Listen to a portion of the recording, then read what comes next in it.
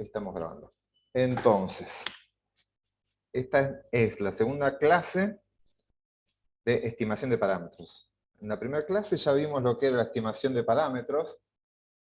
La idea era construir, voy a adelantar todo esto que ya lo vimos. Este es el objetivo, generar una estimación. Lo que queremos es estimar un parámetro, conocer el valor del parámetro. No lo vamos a poder calcular, pero nos vamos a poder aproximar al valor de un parámetro de una población. En términos generales hablábamos de un parámetro, lo mencionábamos como θ. θ era el valor genérico de un parámetro. Entonces, ese es el valor que yo quiero conocer. Ese tiene información de algún proceso biológico que yo quiero estudiar. Como no puedo calcularlo, porque para calcularlo tengo que tener a toda la población, lo que hago es estimarlo, a partir de estimadores, justamente como su nombre lo indica. Con esos estimadores voy a construir un intervalo que es un rango de valores, este es el límite inferior y este es el límite superior de ese rango de valores, y voy a generar un proceso que va a generar un rango de valores que va a tener una probabilidad de que contengan al parámetro de un determinado valor que yo voy a fijar. Yo voy a fijar este número, este valor de 1 menos alfa, y esa es la probabilidad diseñada, es decir, a priori, yo voy a generar un proceso que va a tener esa probabilidad de que el intervalo contenga el parámetro. Vimos cómo construirlo, vimos, bueno, esto está todo el tema de errores, definimos este nivel de confianza, es el valor que yo quiero fijar. El nivel de confianza es un valor que yo fijo, quiero que sea alto, y es, como dice acá, la probabilidad diseñada de que el parámetro que voy a construir contenga el parámetro. De que el intervalo que voy a construir contenga el parámetro. El complemento, es decir, alfa, es lo que vamos a llamar riesgo, o es la probabilidad de error, la probabilidad que no contenga el parámetro. Todo esto hablando de temas diseñados. Una vez que construimos el intervalo, ya no hablamos de probabilidad, sino que hablamos de confianza. Una vez que fijamos los límites del intervalo, ya eso está fijo, el parámetro es un valor fijo, así que todo está fijo. Así que el intervalo contiene o no contiene el parámetro, el que construir. Y yo voy a tener una confianza de que lo contenga del 95% si ese es el valor que fijo. Bien. Ahora vamos a simular un poco esto que está acá abajo, así que lo dejo para después. Y después vimos cómo calcular un intervalo de confianza cuando conocíamos sigma, cuando sigma era dato. Voy a saltear toda esta discusión, voy a ir directamente al valor, porque ahora vamos a hacer algo muy parecido cuando sigma no es dato. Llegamos acá, vamos a sacarnos con esta expresión de acá abajo. Esto es lo que yo quería construir, lo que vimos recién. Parámetro, el parámetro que estamos eligiendo es mu, la media de la población, y yo quiero construir un límite inferior, un límite superior, y que eso contenga el parámetro con una determinada confianza. La forma de hacerlo era, toda esta expresión se reducía a esto que está acá. Voy a elegir a la media como estadístico de tendencia central. Es mi mejor estimador puntual que tengo de mu. Elijo el mejor estimador puntual que tengo, y a esa media le voy a sumar y restar lo que llamamos un valor crítico por un error estándar. Este valor crítico va a tener la confianza, ahí va a estar la confianza con la que yo quiero trabajar, y el error estándar me habla de la variabilidad que tiene el proceso. En el caso de que yo quiero estimar a mu, si yo quiero estimar a mu, y sigma es dato, el valor, la media, el estimador que voy a usar es x raya,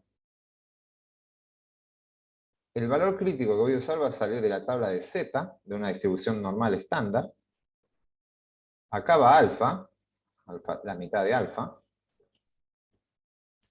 es decir, el riesgo con el que voy a trabajar, o pueden poner 1 menos alfa, es lo mismo. Recuerden que es el mismo valor, pero con signo cambiado.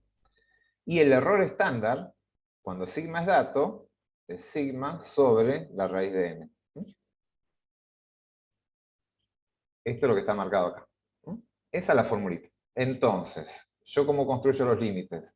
Cuando hago la media menos el valor crítico por el error estándar, obtengo el límite inferior. Y cuando hago la media más el valor crítico por el error estándar, es decir, todo esto lo llamamos error muestral, tengo el límite superior. Y ahí construyo mi intervalo. ¿Estamos? Hasta acá es lo que vimos la clase pasada, con un par de cositas más, pero más o menos es esto. Si hay dudas, consultas. Bien. Vimos cómo, de qué dependía el ancho del intervalo de confianza. Yo voy a hacer un límite superior y un límite inferior, y eso va a tener un determinado ancho. Si yo quiero regular ese ancho, en general lo que quiero es achicarlo para dar más precisión, quiero un intervalo chiquitito, teníamos distintas formas. Uno, modificando el tamaño de la muestra. Hoy también lo vamos a repasar con el siguiente ejemplo, así que esto lo voy a dejar para después. El nivel de confianza y el desvío estándar. Todo esto afecta el tamaño del intervalo de confianza. Repásenlo en el video. Igual ahora vamos a repasar algo de eso. Y acá está una formulita para calcular el tamaño de la muestra si yo quiero definir una determinada confianza y un determinado error. Los supuestos del modelo, y acá había un ejemplo. Entonces, teníamos indicadores bioquímicos sanguíneos del ganado, de este ganado que está en la cordillera central de Colombia. Y dentro de los parámetros sanguíneos elegíamos, por ejemplo, la glucosa, en micromoles por litro. Entonces, el intervalo de confianza, que está acá, IC, intervalo de confianza 95%, está entre 5,5 y 7. Y lo que discutimos, qué cosas es y qué cosas no es este intervalo es el intervalo que contiene al parámetro, es decir, a la concentración media de glucosa de los toros de la cordillera central de Colombia, con una confianza del 95%. La concentración media de glucosa de los toros criados en la cordillera central de Colombia tienen entre 5,5 y 7 micromoles.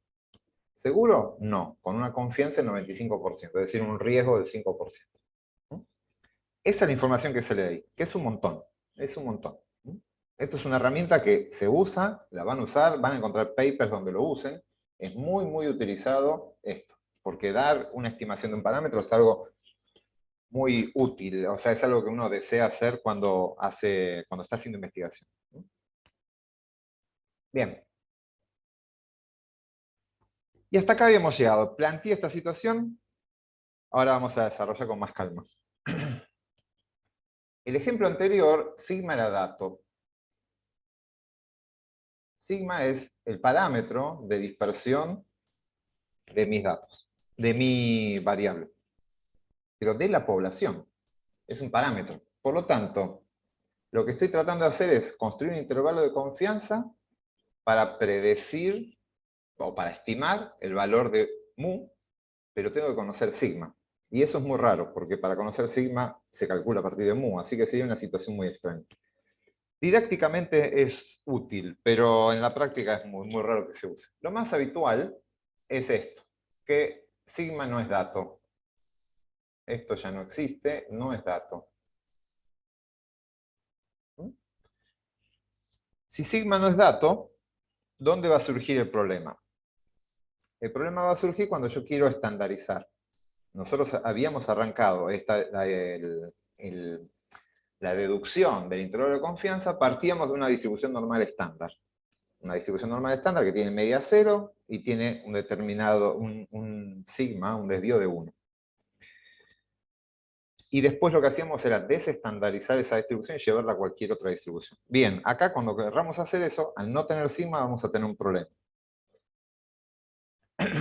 Y el problema va a estar acá. El z, la estandarización de z, era al valor de la media que yo tengo, le teníamos que restar la media poblacional y dividirlo por sigma raíz de n. Sigma ya no está, este no está.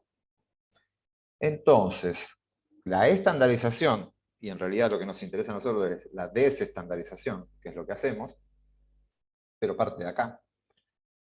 Ya no podemos usar esta fórmula, sino que vamos a usar una muy parecida al estadístico que estamos usando, le vamos a restar el parámetro de tendencia central, como antes, pero al dividirlo, en vez de poner sigma raíz de n, vamos a poner un estimador de sigma. Un valor que se aproxima a sigma, pero no es sigma, que es S. ese es el desvío estándar de la muestra. Y esto va dividido por la raíz de n. Entonces, tengo esta estandarización ahora, no esta. Y esta, la estandarización original, lo que sabíamos era que si la variable de origen era normal, la z, esta z, seguía una distribución normal estándar, es decir, con media 0 y desvío 1. Bien, eso ya no va a ocurrir, porque para eso necesito sigma. Lo que voy a tener que usar es esta estandarización. Y esta estandarización, como dice acá, sigue una distribución t de Student, que no es la z, es muy parecida, pero no es la z. Y la t de Student lo que tiene es que es un poquito más ancha que la z. Lo que hacemos es, si conozco el valor de parámetro, uso la distribución normal estándar. Pero si no lo conozco y lo estimo, tengo que penalizar que estoy usando un dato muestral donde debería ir un parámetro poblacional.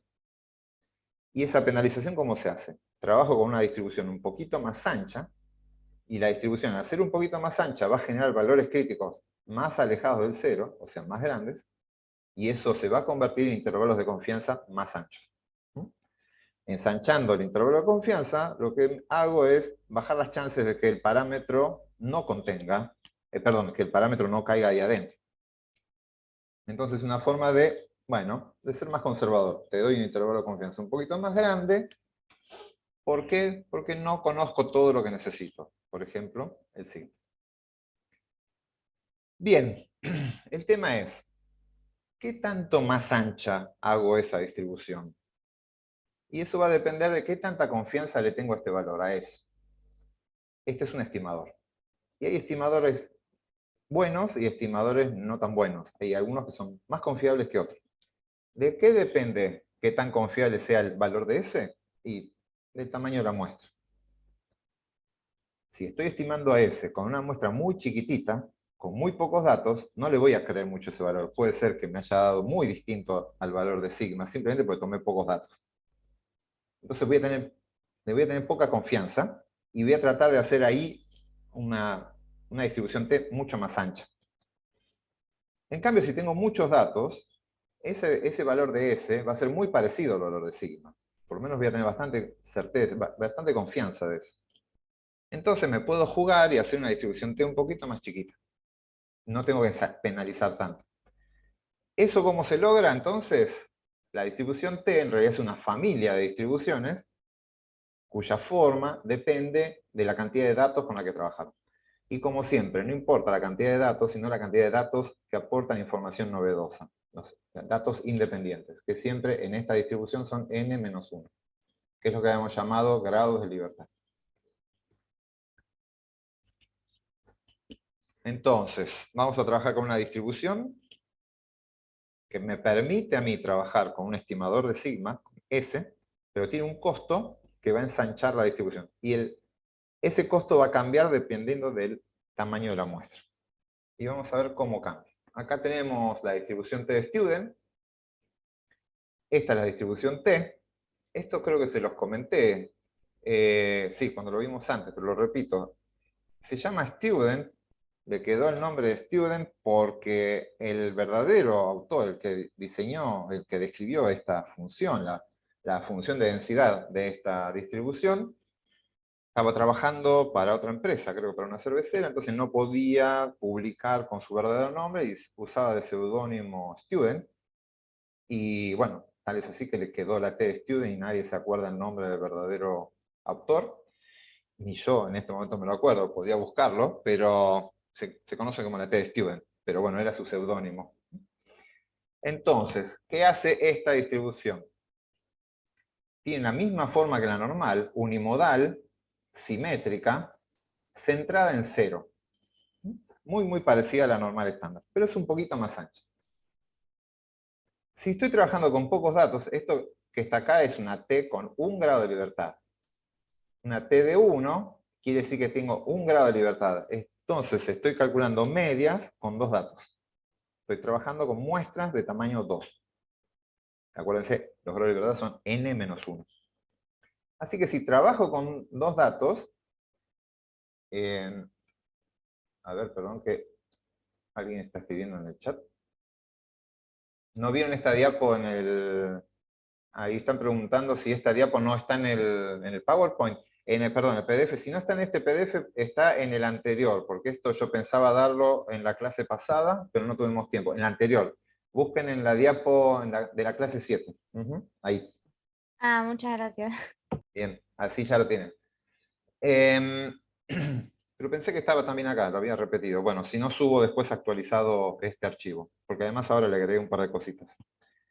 Bien, entonces, cuando trabajan con pocos datos, los grados de libertad, por ejemplo, el más bajo que pueden tener es calcular una media de n igual a 2, es decir, un grado de libertad. Fíjense que la distribución es mucho más ancha y más aplastada. Recuerden que el área bajo la curva siempre es 1, porque es una función de densidad para calcular probabilidades. El área siempre tiene que ser la misma en todas. Entonces, como es más ancha, se hace más baja. Entonces, fíjense que la densidad, esta es la función de densidad. La densidad es más baja, cercana a la tendencia central, y la densidad de esta distribución es más alta en valores alejados. Quiere decir que toma valores más grandes. Si empiezo a aumentar el tamaño de la muestra, esto se empieza a hacer cada vez más finita y más puntiaguda. Y si llego a tomar infinitos datos, esta forma se hace igual a la normal estándar. ¿Mm? Eso hice una simulación acá, que la vimos la clase pasada, pero vamos a repetir. Y agregué un par de cositas. Esta que está acá es la distribución normal estándar, es la Z. Es la con la que veníamos trabajando antes. Si yo estandarizo una variable con distribución normal, con cualquier media, cualquier varianza, la estandarizo, la llevo a esta distribución. Y sobre esta es donde arrancamos la deducción para llegar al intervalo de confianza. Por eso, el intervalo de confianza, cuando sigma es dato, el valor crítico sale de una distribución Z, y teníamos dos. Un valor crítico inferior, que era el Z de alfa sobre 2, y un valor crítico superior, que era positivo, que era el Z de 1 menos alfa sobre 2. Estos dos es el mismo valor, pero con signo cambiado. Bien, si yo fijo un alfa, ¿es similar? Sí, después le voy a buscarla. Acá están preguntando en el chat si la función de densidad de la Z es parecida a la de la gaussiana. Sí, muy parecida. Después le busco la fórmula y se la subo. Así la tienen. Pero en la otra entran los grados de libertad que acá no entran. Acá le agregué, acá generé en R, definí un alfa de 0,05. A este objeto alfa le asigné un valor de 0,05. ¿Sí? Trabajemos con un alfa clásico. Un nivel de riesgo del 5%. Entonces, le pedí que calcule este objeto que lo llamé valor crítico inferior para una distribución Z, y esto sale de una, no sé si ya estuvieron trabajando, un cuantil normal. Les dije que me busque, ustedes esto pueden buscar las probabilidades y le dan el valor de X, o le dan la probabilidad y el programa les devuelve el valor de X, en este caso de Z. Yo hice eso. Le pedí el cuantil de la normal para este alfa, sobre 2, la mitad del alfa, con una media de 0 y un desvío de 1, es decir, una Z. Cuando hago eso, me devuelve el valor menos 1,96. ¿Qué eso qué significa? Más o menos menos 1,96 está por acá. Acá está la mitad de alfa, y en 1,96 positivo, por acá, está la otra mitad de alfa. Quiere decir que acá está 1 menos alfa.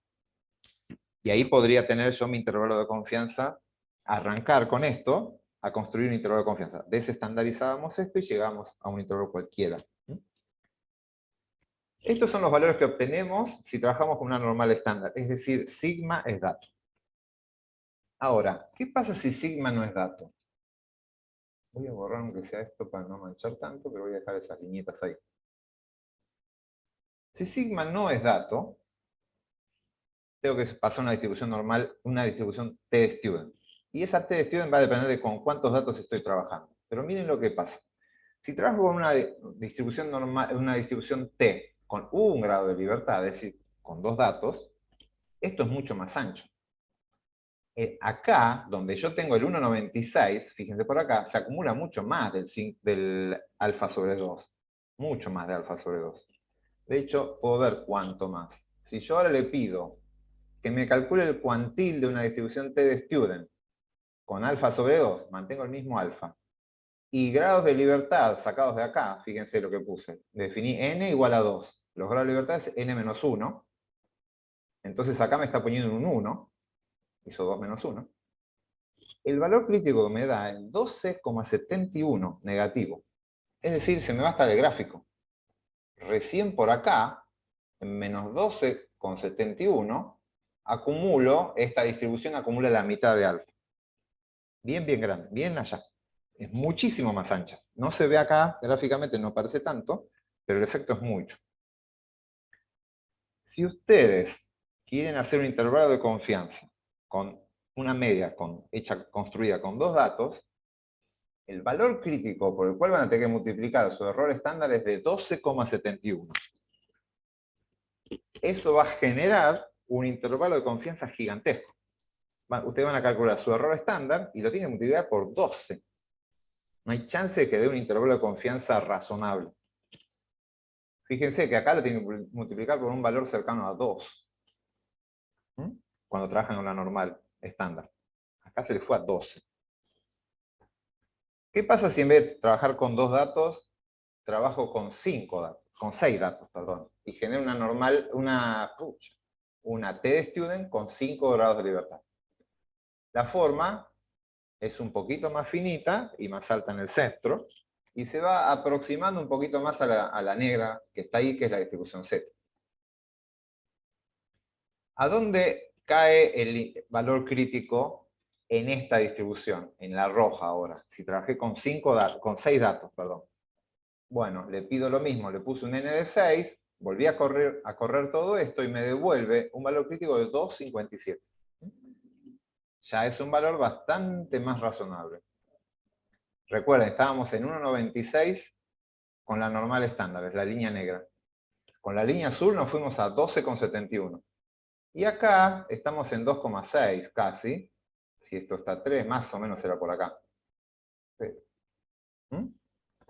En esta superficie de acá acumulo la mitad de alfa, en la línea roja. Esto es un número más razonable. Bastante más razonable. Cuando multiplique mi error estándar por ese número no me baja en un intervalo gigantesco. Sigo aumentando el tamaño de la muestra. ¿Qué pasa si en vez de trabajar ahora ya con 6 datos, trabajo con 51 datos? Es decir, genero una T con 50 grados de libertad. Estuve mirando en el video, no se ve muy bien en el video, no sé ustedes en su casa cómo lo verán, pero créanme, si no lo ven, hay una línea verde que está por acá, apenitas por debajo de la línea negra. Apenas por debajo, cerca del centro, y apenitas por arriba, a medida que me alejo del centro. Acá se empieza a asomar. Quiere decir que si yo estoy con 51 datos, o sea, calculo medias, tomo muestras de tamaño 51, la distribución T es prácticamente idéntica a la distribución Z. Es lo mismo que haber supuesto que el sigma era dato. De hecho, si le pido el valor crítico, está en 2,01. Fíjense, con la Z era 1,96. Y ahora es 2,01, bastante más cerca. Y si sigo pidiéndole más, no dice el dibujo, acá, pero acá está, si trabajo con 150 datos, es decir, 149 grados de libertad, el valor crítico es de 1,98. Ven que converge al 1,96, que es el mínimo valor que van a tener, que es el del Z. Entonces prácticamente ya no tiene costo esa estimación de sigma. A partir de, no sé, los 30 datos ya es muy poco el costo que tiene. Entonces, esa es la forma que se penaliza la incertidumbre generada por trabajar con S en vez de trabajar con sigma. Todo este es el costo debido a eso. ¿Dudas, consultas hasta acá? Gerardo, una consulta. ¿El alfa que nosotros vamos a trabajar siempre va a ser el mismo o No. depende de cada problema? En realidad depende de ustedes.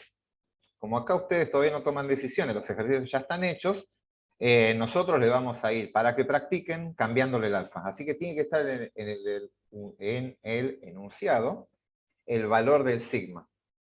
El enunciado tiene que decir, se quiere trabajar con un nivel de significación, o de riesgo, o de error, o de confianza. De alguna forma va a tener que estar expresado, de tanto. Confianza en 95, confianza en 90, del 99.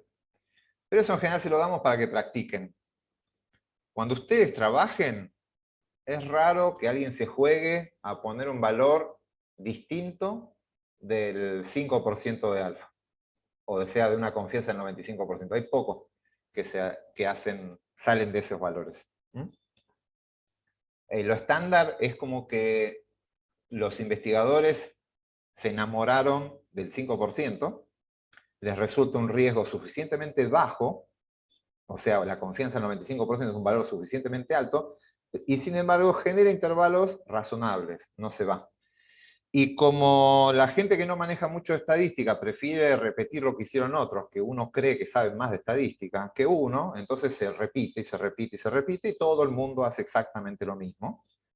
Y en realidad esto del 5% fue una propuesta, después lo vamos a ver con pruebas de hipótesis, que hizo el que generó las formas que usamos actualmente de calcular las hipótesis, hizo una propuesta. Por ejemplo, trabajen con un 5% y listo, y quedó fijo para siempre, tallado en piedra.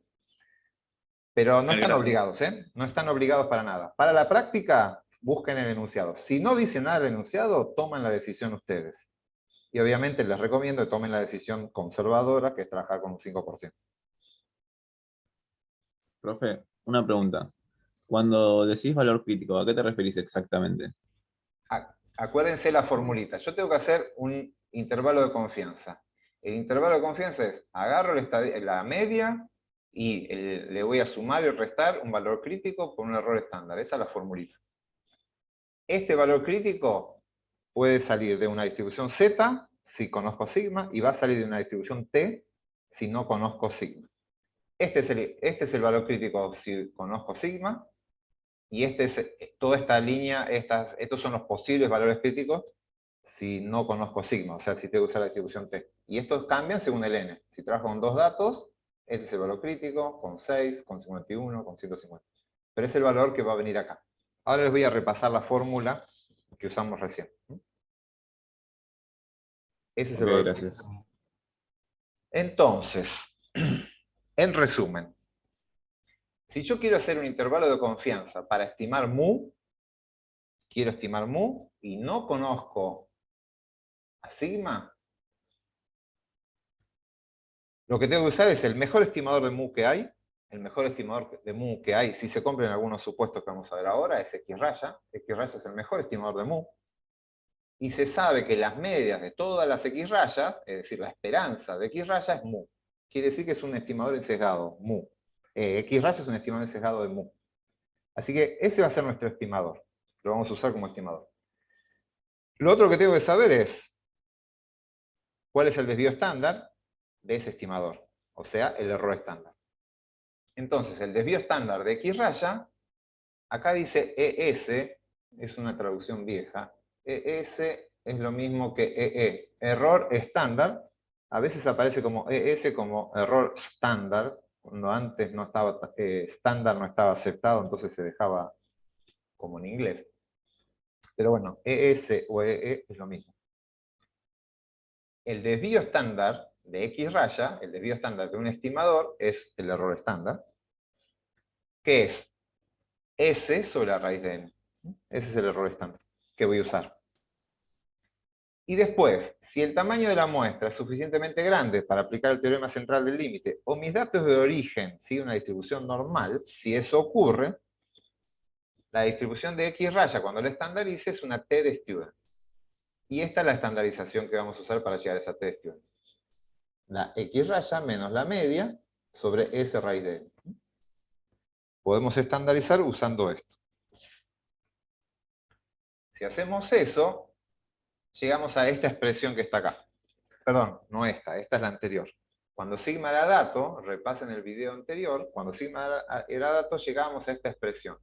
La media, teníamos la probabilidad y la confianza, y esto teníamos la media en el centro, y este era el límite inferior, y este de acá es el límite superior. Esto cuando sigma era dato. Cuando sigma era dato, acá teníamos sigma. Y acá teníamos z. Cuando sigma no es dato, si sigma es desconocido, la expresión es muy similar, probabilidad con esta confianza, el mismo parámetro que quiero estimar, los dos límites, pero el mismo estimador, pero en vez de aparecer una distribución z, aparece la distribución t. Ese es el cambio. Y en vez de aparecer sigma, aparece s. Segundo cambio. Y acá pasa lo mismo. En vez de z, aparece t. Y en vez de sigma, aparece s. Entonces, tengo mis dos límites, el límite inferior y el límite superior. Y con eso tengo mi intervalo de confianza. Ahora lo simplificamos. Quiero hacer una aclaración por las dudas. Fíjense que esto es la media más esto que está acá, que lo llamamos valor crítico, este es mi valor crítico, y este es el error estándar. La media más esto genera el límite superior. Y acá dice la media más esto otro genera un límite inferior. ¿Cómo puede ser que la media sumando genera un límite inferior? ¿Por qué al sumar en realidad me voy para abajo? Porque recuerden que este valor crítico es negativo. La distribución t, creo que aparece acá abajo. No, no aparece acá abajo.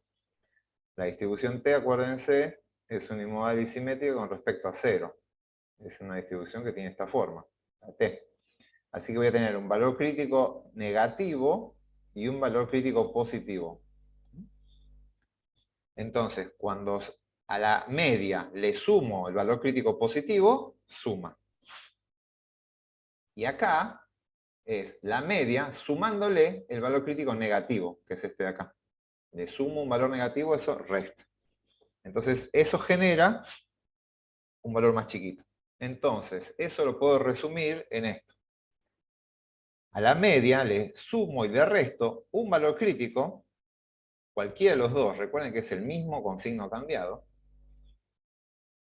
La media le sumo y le resto el valor crítico por el error estándar. Y esa es la expresión que nos queda para un intervalo de confianza cuando sigma no es dato. Muy, muy parecida a la anterior, simplemente que en vez de aparecer la z aparece una t. Y acá en vez de sigma aparece s. ¿Se entendió? ¿Dudas? ¿Consultas?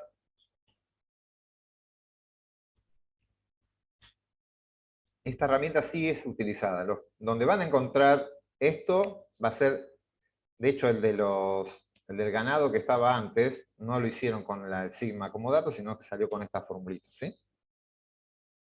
La mayoría, la gran mayoría de los intervalos de confianza paramétricos, ahora les voy a contar unos no paramétricos, ahora les cuento qué pasa. Si siguen distribución normal, si usan media y demás, usan esta formulita. Y es muy simple. Después la van a hacer ustedes, van a ver que es muy simple. De hecho, ustedes ni siquiera la van a hacer, la va a hacer R. Pero la forma de calcularlo es muy, muy simple. ¿Dudas, consultas, inquietudes? Nada, ¿está todo bien? Bien, entonces avancemos.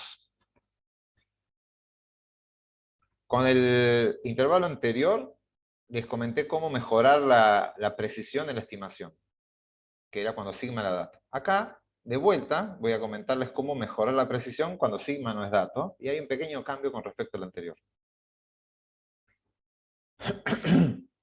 Recuerden la situación. Yo genero un intervalo de confianza, me piden a mí generar un intervalo de confianza para el contenido de glucosa de los novillos de la de la cordillera colombiana, y termino dando un intervalo de confianza, no sé, la cantidad de glucosa está entre -8 y +20. Es decir, un intervalo gigantesco que no aporta nada de información. Entonces tengo que mejorar eso, mejorar la precisión. ¿Qué significa eso? Generar un intervalo más chiquitito. Pero si yo quiero generar un intervalo más chiquitito, aumenta el riesgo de que el parámetro no caiga ahí adentro. Entonces, algo tengo que hacer para achicar el intervalo y no perder confianza. La forma de hacer eso de tener intervalos más pequeños y no perder confianza es cambiando el tamaño de la muestra. Es la única forma que tienen de no perder nada, salvo recursos porque necesitan más datos, ¿no? Si ustedes aumentan el tamaño de la muestra, el intervalo se va a hacer más pequeño y no van a perder confianza. Entonces, una cosa que es importante de hacer es estimar, hacer una predicción de cuál sería el tamaño de la muestra necesario para hacer un estudio. Entonces, a ver, veamos. Esta es la expresión que habíamos visto antes. El error muestral, eso que sumamos y restamos a la media, era el valor crítico por el error estándar. Esa es la formulita genérica y esta es la formulita puntual para un intervalo de confianza para mu cuando sigma nos da. Entonces, yo con esta expresión puedo hacer el siguiente ejercicio. Puedo decir, bueno, yo quiero hacer un intervalo de confianza que tenga un error muestral, es decir, un más menos, y fijar esa cantidad. Siempre les comento, cuando ustedes vayan a hacer su tesis, ahora la tesis es obligatoria, no sé si todos ustedes ya están con el plan nuevo, pero la tesis de licenciatura, para los que están con el plan nuevo es obligatorio, para los que están con el plan anterior no, es optativa, pero yo les recomiendo que la hagan, que hagan una tesis. Las tesis, ustedes pueden optar, los que están con el plan viejo pueden optar entre hacer la tesis o hacer una materia más. Una materia dura un cuatrimestre, la tesis no se sabe cuánto dura. La idea es que sean proyectos de un cuatrimestre, equivalente a una materia, suelen ser bastante más largos, suelen ser más complicados, suelen llevarles más estrés y demás, suelen ser mucho más complejos que una materia donde ustedes ya saben cómo estudiar, ya vienen estudiando durante varios años esto, entonces ya conocen todos los yates de las materias, estudian para los parciales finales y lo resuelven. La tesis es mucho más compleja que eso, pero es mucho, mucho más enriquecedora que una materia. Una materia ya a esta altura de la carrera en la que van a estar ustedes cuando hagan la tesis, le va a aportar algún conocimiento teórico nuevo, pero eso lo pueden leer en un libro. Lo pueden llegar a estudiar si les interesa o hacen la materia de posgrado después. Pero lo que aprenden en la tesis no se aprende en ningún libro. Y aprenden cosas buenas y cosas malas. Cosas para volver a hacer porque les gustaron y cosas para no volver a hacer. Entonces, en una tesis aprenden conocimientos teóricos de la biología, del proceso que están estudiando, pero también aprenden mucho de relaciones humanas, el vínculo con su director, directora, en el que puede tener, con sus compañeros o compañeras de trabajo, con el tema, con las salidas de campo, con todo. Todo ese conocimiento lo aprenden en la tesis de licenciatura. No hay forma que en una materia le podamos transmitir eso a ustedes, si no lo viven. Entonces, mi recomendación, hagan tesis. Si está en el plan nuevo, perfecto, lo van a tener que hacer sí o sí. Entonces, situación. Se presentan, primer día de trabajo, con su director y dicen, bueno, vamos a discutir el plan de trabajo, vos te vas a encargar de estimar el contenido de glucosa de los novillos de la cordillera colombiana. Entonces, dicen, perfecto, ¿y cuántos recursos tengo? ¿Para cuántos novillos voy a poder muestrear? ¿Cuántas muestras de sangre puedo llegar a analizar? Por el tiempo y el costo y demás. Bien, tenés tiempo y recursos para analizar 15 animales. Con esos 15 animales tenés que construir y estimar la cantidad de glucosa. Y entonces ustedes dicen, perfecto, con 15. ¿Y con qué error muestral querés trabajar? Cuando digas, voy a estimarla, pero ¿con qué precisión? ¿Más menos 10 micromoles, más menos 20, más menos 30? ¿Entre qué rango de valores me puedo mover? Y ahí el director, que ya sabe del tema, director o directora, les puede decir a ustedes, mirá, una buena estimación de la cantidad de glucosas está con más o menos, no sé, 5 micromoles por litro. Tienen ese valor. Eso se lo puede decir un investigador, tranquilamente. Si es un proceso que ya viene estudiando. Perfecto, entonces, ustedes quieren hacer una estimación con un error muestral de 5, tienen dinero para 15 datos, lo que pueden hacer es hacer las cuentas si eso es factible o no. Pueden hacer una aproximación, no le va a dar exactamente, pero se va a aproximar bastante, y les recomiendo que lo hagan. Con esta fórmula de acá, ustedes ya saben que el error muestral es esto, el valor crítico por el error estándar. Puedo despejar el sigma, la raíz de n de acá. Paso el valor crítico multiplicando para allá, multiplicamos el valor crítico para allá, y el S lo mandamos para el otro lado, multiplicando. Perdón, en realidad pasa el n para allá, vuelve el otro para acá, se hace pasaje de términos. A ver, la forma, vamos a hacerlo más prolijo. Primero paso la raíz de n para el otro lado. El error muestral pasa dividiendo. Y después, la raíz de n, le saco la raíz, la elevo al cuadrado, me queda n por esto al cuadrado, que es esta expresión que está acá. Entonces, esta es mi expresión. Con esto puedo yo tener una fórmula para calcular el tamaño de la muestra necesario para este nivel de error, manteniendo un alfa fijo. Yo puedo decir, vamos a trabajar con un nivel de alfa de 0,05, así que el alfa lo pongo acá, pongo el de error muestral acá, ese 5, pero me está faltando algo, me falta ese. Necesito una idea de cuánto vale el desvío estándar de la muestra.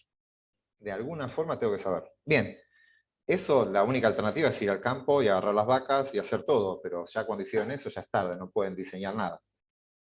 Lo que se puede hacer es que seguro que alguien ya trabajó con esa misma variable, el contenido de glucosa en esos vacas. Quizás no la de la cordillera central, pero sí la de la cordillera norte, o trabajó en otro sector, pero tiene una idea de cuánto es aproximadamente ese desvío estándar. Lo pueden sacar de algún dato previo.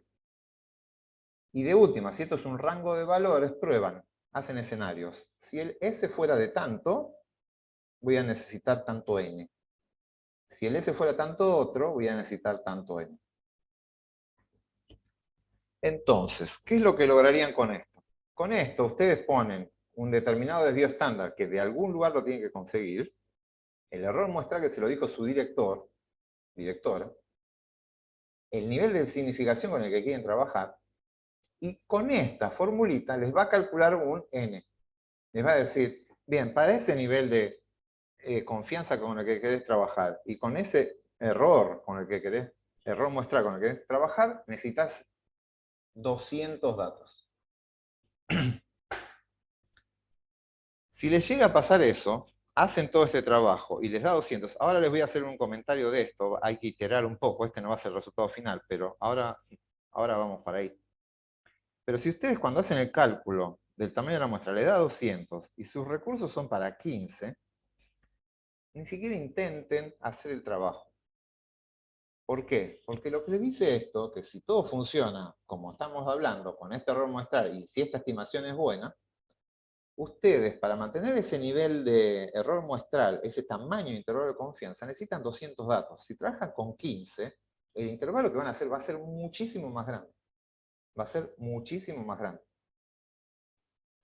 Y eso está muy bueno saberlo antes de empezar a trabajar. Antes de empezar a gastar un peso, antes de empezar a gastar viajes y demás. ¿Por qué? La peor de las situaciones es ir a ciegas.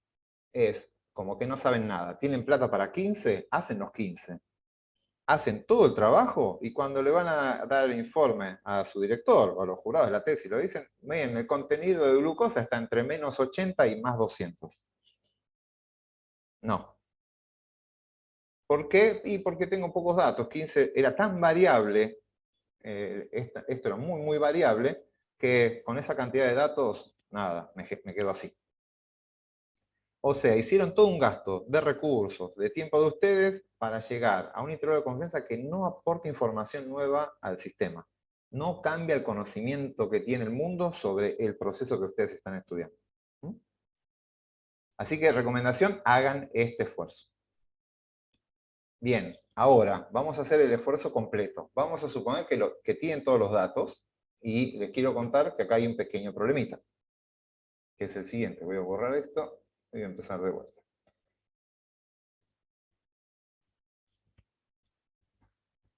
Vamos a suponer que ya tienen el error muestral con el que quieren trabajar, 5 micromoles, más o menos 5 micromoles, o sea, el ancho del intervalo va a ser de 10, 5 para abajo y 5 para arriba.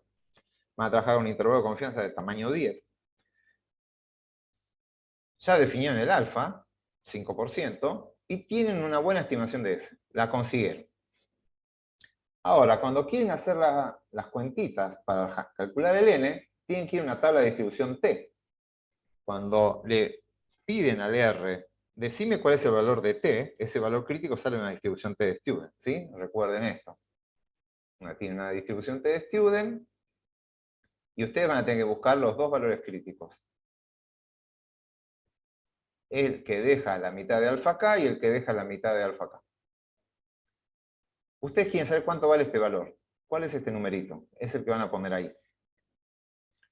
Para saber ese numerito, tienen que saber cuál es la función de densidad correcta de acá. Y esta función de densidad, la f de x, depende del n. Depende de los grados de libertad, de n-1.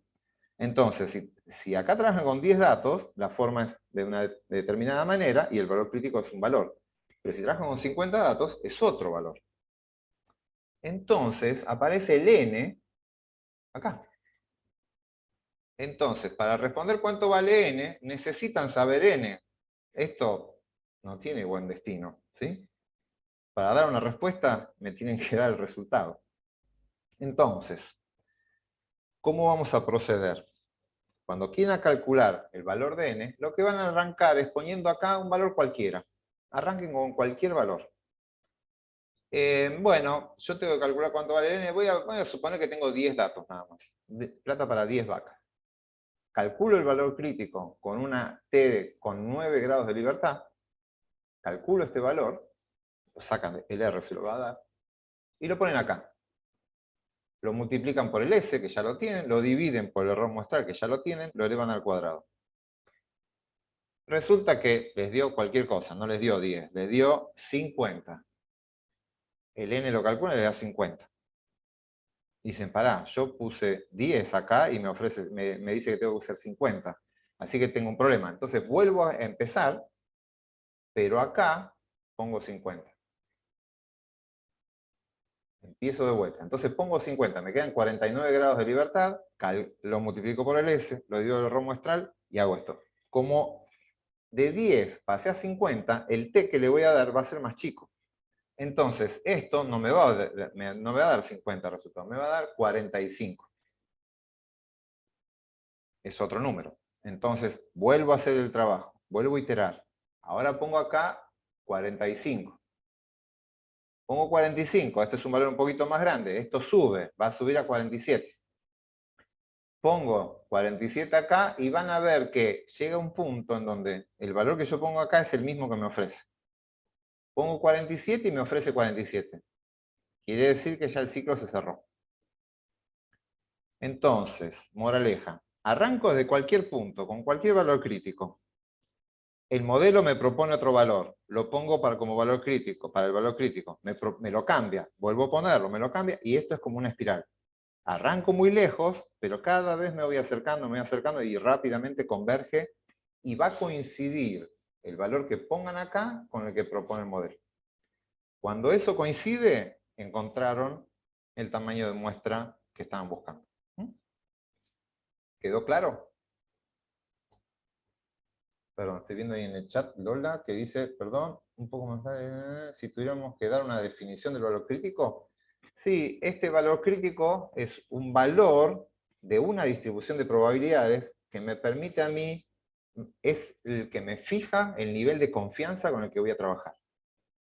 El valor crítico lo que va a hacer es poner el nivel de confianza. Fíjense que cuando el valor crítico es este t de 1 menos alfa sobre 2. Ahí es donde está el alfa. Y esto viene de una distribución de probabilidades. Es con lo cual yo fijo el nivel de confianza con el que quiero trabajar. Bien, dudas, consultas. Esto quiero que lo hagan y cuando empiecen su tesis, cuando tengan la primera variable y el primer parámetro que tengan que estimar, hagan el esfuerzo este trabajo. Lo pueden hacer con esta información, lo pueden hacer perfectamente para estimar una media poblacional, es esto, Para estimar una proporción es otra formulita, pero no es muy distinta. Háganlo. Y si se acuerdan, me mandan un mail. ¿Sabés que lo hice? Y gracias porque tenía para 100, tenía plata para 10 y necesitaba 100 y con esto pudimos arreglar algunas cosas. Oh, perfecto, tenía para 100 y esto me propuso 80, así que me sobraban datos. ¿Sí? Pero hagan ese esfuerzo. No quiero que malgasten su tiempo y los recursos haciendo lo que ya se puede anticipar si va a ser bueno o no. Profe, una pregunta. ¿Y si tomás más N, o sea, más muestras de la que te decía Bien. la cuenta, te da mejor o no Sí, cambia? perfecto. Vamos a suponer que yo tenía plata para 100 y esto me dice que con 10 datos me alcanzaba. Para este error muestral con 10 me alcanza. ¿Qué es lo que va a pasar? El error muestral de tu intervalo va a ser más chico de este que vos decís. Tu director dijo, más menos 5 me alcanza. Bueno, a vos te va a dar más menos 2. Y te va a dar un intervalo de confianza más chiquitito. Si mantenés todo lo demás constante y trabajás con más datos de los que te pedía, mejor. El intervalo va a ser más chico de lo que vos estás pensando. Nunca está de más el tamaño de muestra. ¿Sí?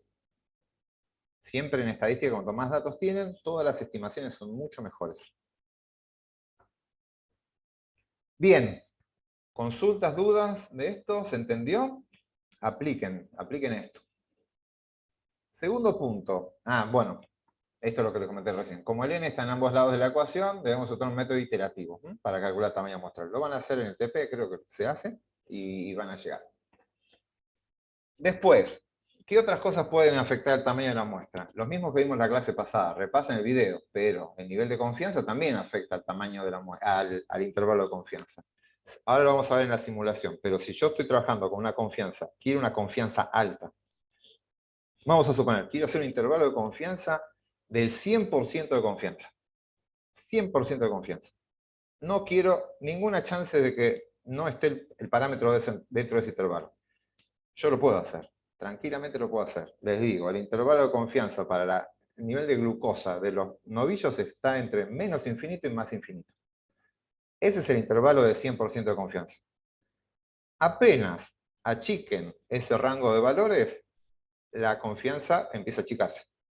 Bien, ustedes, si quieren un intervalo más chico, la alternativa que tienen es perder confianza. Bajen el nivel de confianza del 95, lo pasan al 5% y van a ver que automáticamente su intervalo se hizo más chico. Así no hayan cambiado, sin cambiar el tamaño de la muestra, ni el desvío estándar, nada. Solo cambian el nivel de confianza. Y su intervalo va a ser más preciso, más pequeño. Pero obviamente menos creíble. Así que nada, esto tiene pros y contras. El intervalo va a ser más chico, pero va a más chance de que el intervalo no contenga el parámetro. Y recuerden, la otra forma era modificando el desvío estándar. El desvío estándar está acá, el desvío estándar muestral está ahí. Está multiplicando. Si esto es grande, el error muestral es grande. Si esto es chico, el error muestral es chico. Pero el desvío estándar me habla de la variabilidad que tienen mis datos. Habla de la variabilidad que tiene el proceso biológico que estoy estudiando. ¿Cómo puedo hacer yo para modificar el desvío estándar? Bien, lo que charlamos la clase pasada o la anterior, lo pueden hacer trabajando con poblaciones más homogéneas.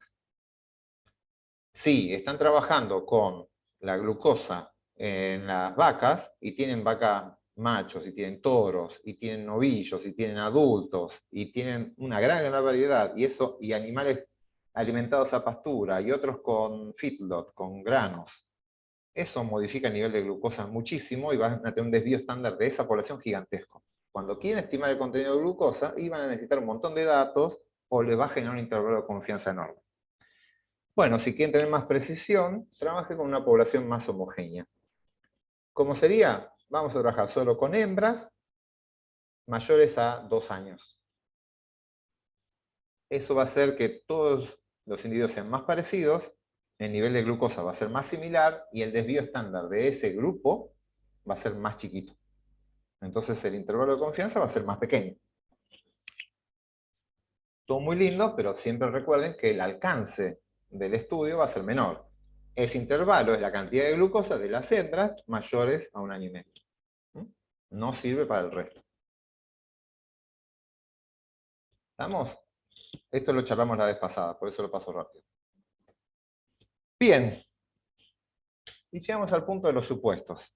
Para que ese intervalo de confianza que acabamos de construir, con ese valor crítico y ese valor estándar, sea creíble, ¿qué significa creíble? Que su confianza realmente sea el 95%, necesitamos que se cumplan un par de cositas. Por un lado, necesitamos un muestreo probabilístico, es decir, un muestreo aleatorio. Muestras elegidas al azar.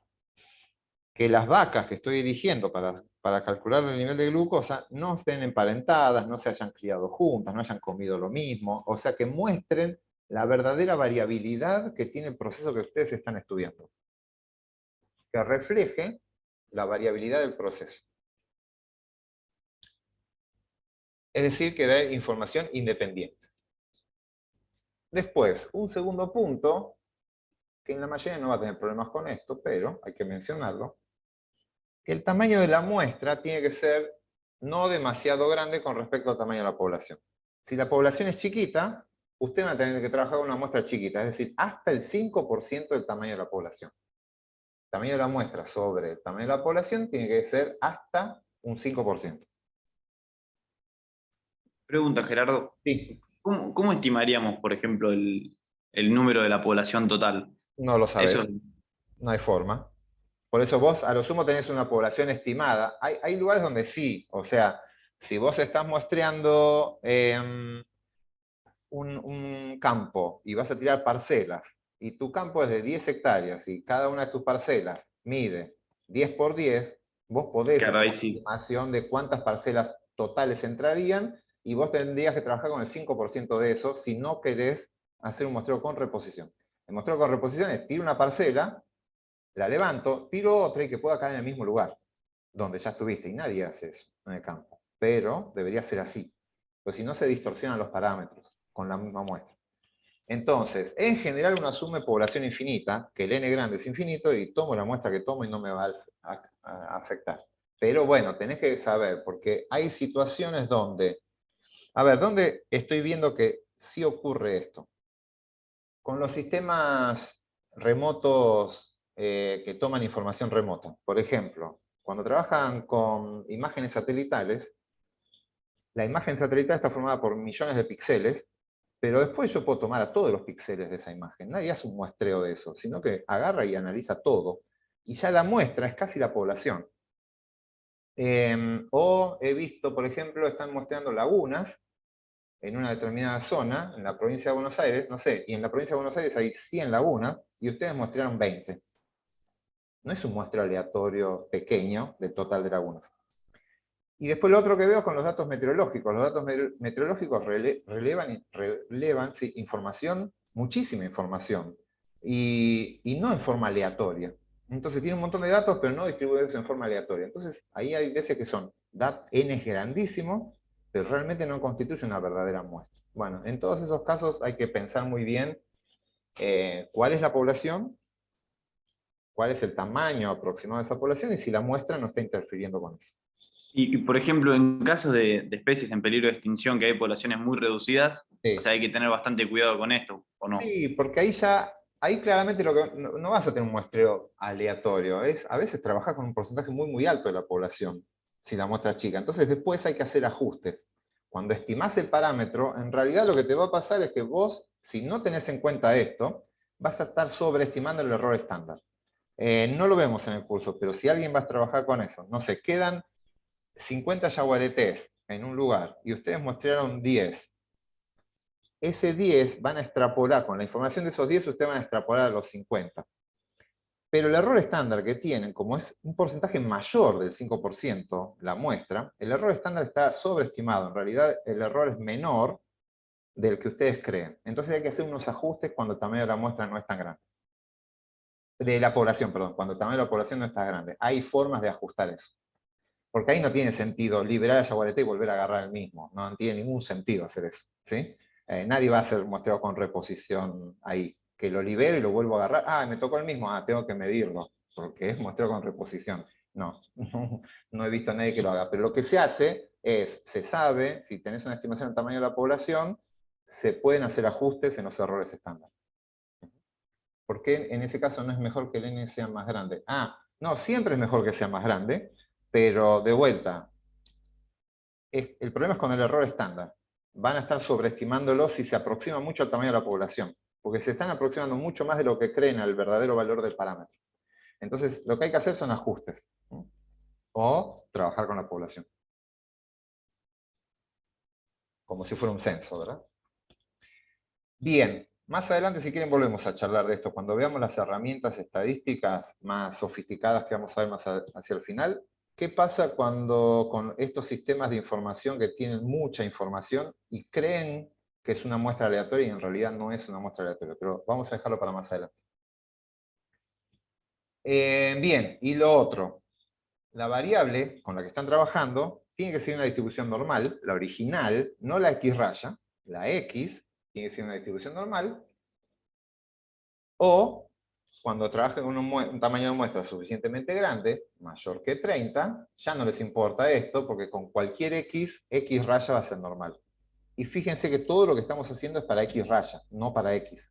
Las distribuciones, la de Z, la de T, salen a partir de X raya y no a partir de X.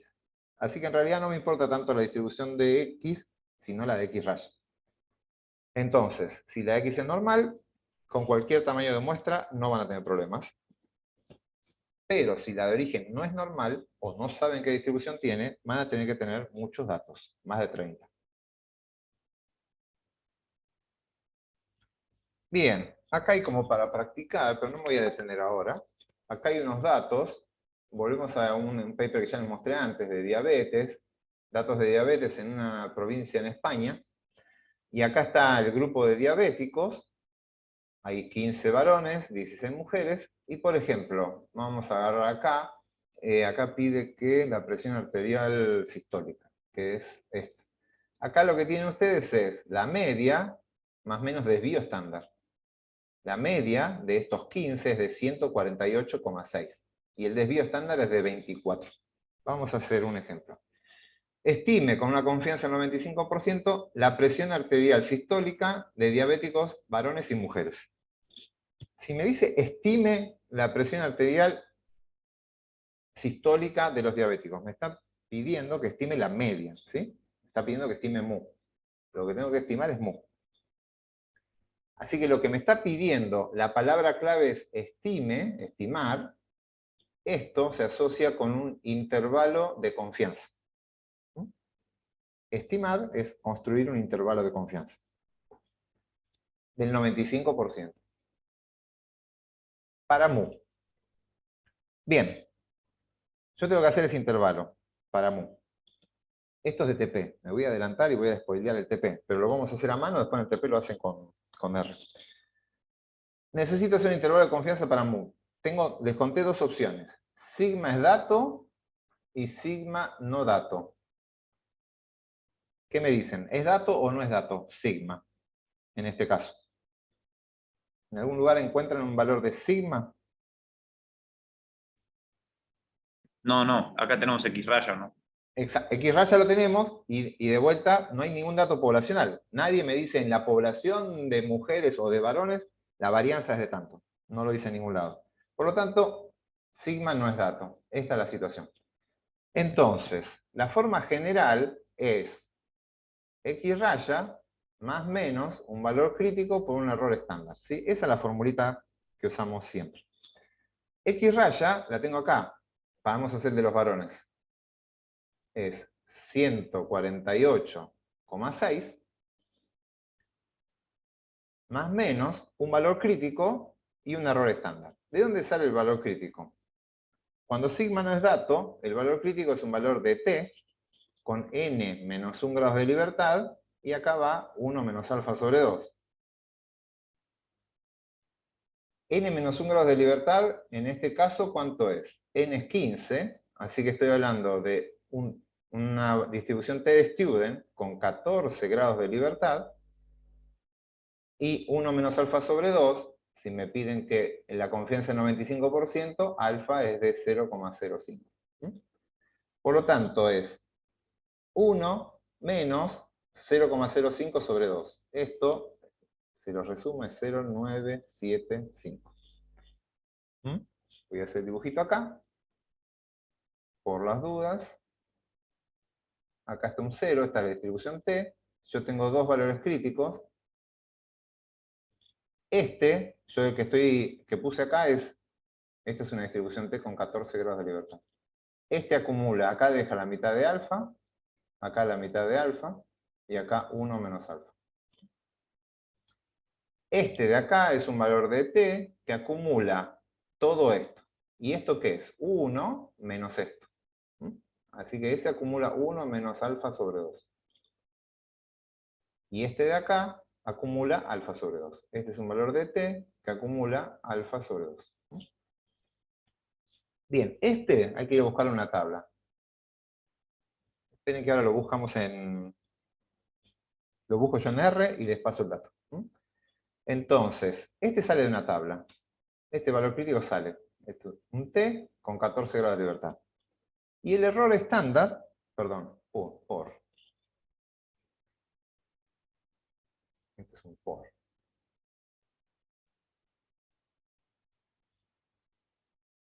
Lo tengo que multiplicar por el error estándar. Y el error estándar no es ni más ni menos que el S sobre la raíz de n. Entonces, el valor crítico sale en una tabla. Y el error estándar, que es S sobre la raíz de n, lo sacamos de los datos. El S es el desvío estándar, que está acá. 24.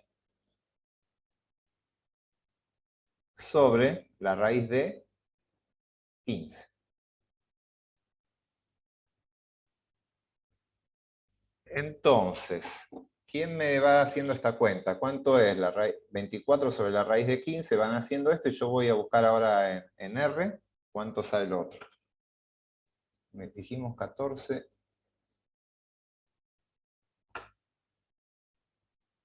A ver, les voy a compartir esto, así lo ven. Esperen un segundito. Acá, ¿están viendo esto? Sí, sí. Acá tengo lo que había hecho para calcular recién los que les puse en la tabla. Acá como calcular el valor crítico para una Z, y acá hay un valor crítico para calcular una prueba de T. Este es el inferior, y este de acá es el superior. Estamos trabajando con... ¿cuántas personas eran? Yo no tengo la diapo a la vista. Creo 15. que era 15 varones. Sí. Entonces, definimos n igual a 15. Acá me aparece el n con 15. Los grados de libertad, bueno, se calculan, van a ser 14. Ahí aparece 14. Y acá el valor crítico inferior va a ser un cuantil de una T de Student con este alfa, que ya está acá, está fijado. Alfa ya lo tengo fijado de antes. Aparece ahí alfa de 0,05. La mitad. Ese va a ser el inferior con estos grados de libertad. Lo calculo, le pido que me lo muestre. Este round es que lo redondee con 2 decimales, nada más. Me lo va a mostrar redondeado con 2 decimales. 2,14. Ese es el valor crítico inferior. Y el valor crítico superior es lo mismo, pero con el 1 menos alfa sobre 2. 2,14. Voy a volver a lo que estaba haciendo antes. Entonces, vamos a ver. El límite inferior va a ser igual a 148,6, que es la media, menos 2,14, dije. Menos 2,14 por... ¿Alguien hizo esta cuentita? 6,2. 6,2, sí. 6,2 por 6,2. Bien, entonces ahora necesito que me hagan esta cuentita. 6,2 lo multiplican por 2,14 y eso se lo restan a 148,6. Mientras voy anotando el límite superior. El límite superior va a ser igual, el mismo 148,6, pero más 2,14 por 6,2.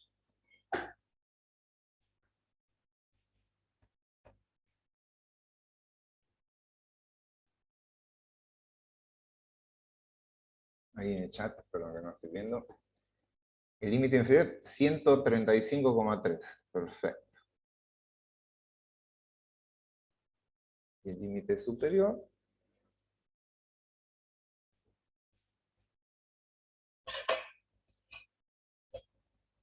$161,9, 161. el límite superior. Perfecto.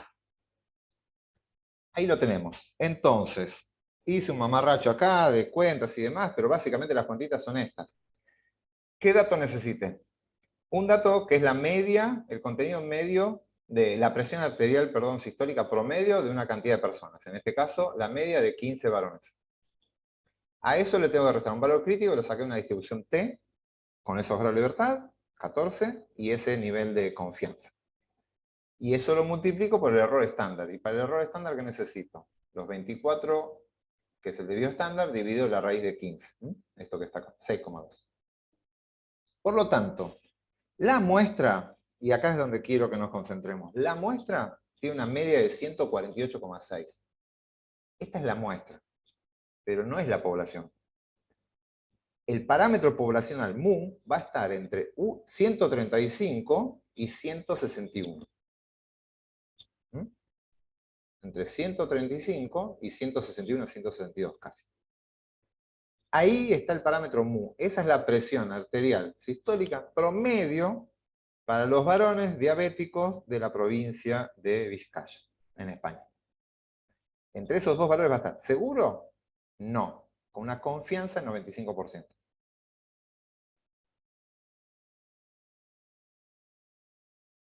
¿Estamos? Sí. Y hago una consulta solamente de algo que no me quedó muy, muy claro. Sí. Esta parte, o sea, como esta doble coma, o sea, que dice n-1, 1 menos alfa sobre 2. Sí. Esto significa que, por ejemplo, dependiendo del n, por ejemplo, en este caso era 15, significa que en un test student o 14 sea, grados. claro, con 14 grados de libertad tendría que calcular la probabilidad, bueno, No es la la, probabilidad. Vos le das la probabilidad. Acá es el caso inverso. Vos ya tenés esta probabilidad, la tenés, y lo claro, que querés saber es cuál es el valor de t. El cuantil es lo que tenés que calcular. claro, el cuantil, y ahí, en este caso era eh, el cuantil,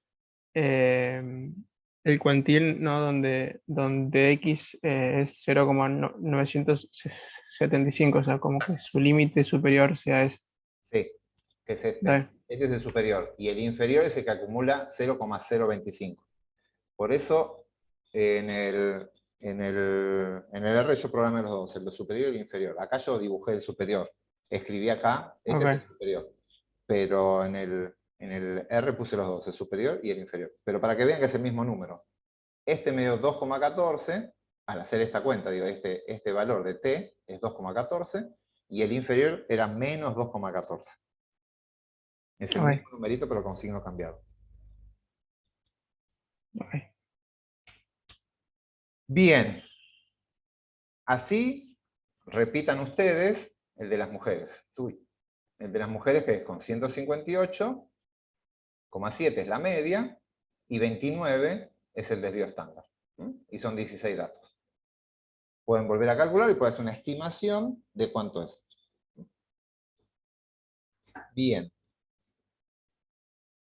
Para cerrar esto, voy a limpiar. En términos generales, esto es lo que necesitan saber, este resumen. Un intervalo de confianza para una determinada confianza, IC, intervalo de confianza del tanto por ciento, va a estar dado por el mejor estimador de, acuérdense, tita es un parámetro.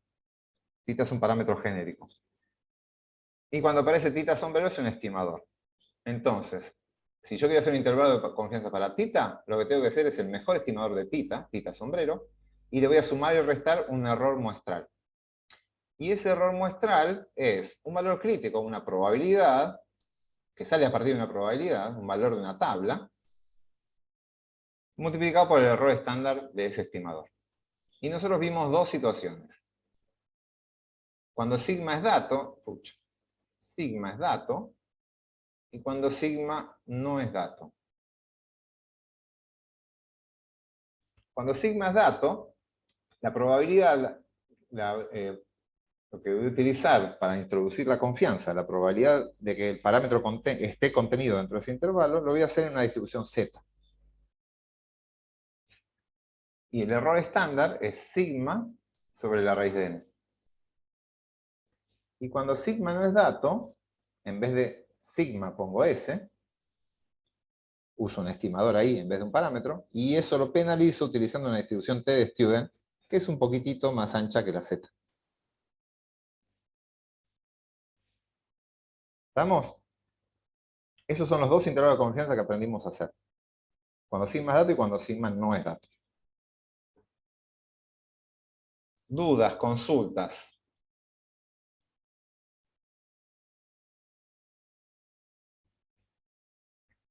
Una aclaración acá, que está puesta acá.